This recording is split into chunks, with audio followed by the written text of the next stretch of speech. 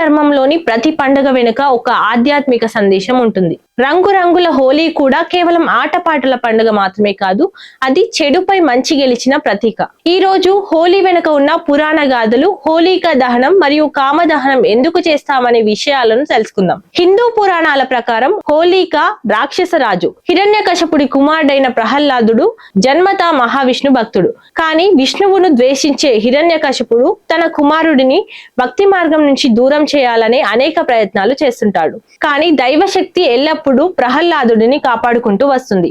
హోలికాకు అగ్నిలో కాలిపోని వరం ఉంటుంది. ఆ వరం ఉపయోగించి ప్రహ్లాదుడిని ఒడిలో పెట్టుకుని అగ్నిలో కూర్చోమని హోలికాకు చెబుతాడు. భక్తుడైన ప్రహ్లాదుడు అగ్నిలోను క్షేమంగా బయటపడగా, హోలికా మాత్రం తన దురుద్దేశం కారణంగా అగ్నిలో కాలిపోతుంది.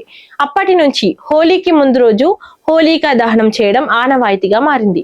కట్టెలు, పాత వస్తువులు దహనం చేస్తూ మనలోని అహంకారం, అసూయ, ద్వేషం, చెడు ఆలోచనలను దహించుకోవాలని సూచిస్తుంది.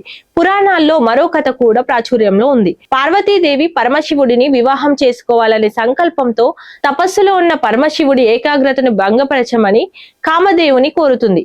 కామదేవుడు పూలబాణం ప్రయోగిస్తాడు. దీంతో తపస్సుకు భంగం కలుగుతుంది. తపస్సుకు భంగం కలిగిందని ఆగ్రహించిన శివుడు తన మూడో నేత్రాన్ని తెరిచి కామదేవుణ్ణి భస్మం చేస్తాడు. తర్వాత రతి ప్రార్థనతో శివుడు అతన్ని అనంగ రూపంలో పునరుజ్జీవింపజేస్తాడు. హోలికా దహనం, కామదహనం వంటి ఆచారాలు కేవలం పురాణ గాథలు కాదు. అవి మనలోని చెడు భావాలను దహించుకొని సత్సంకల్పాలతో ముందుకు సాగాలనే సందేశాన్ని ఇస్తాయి.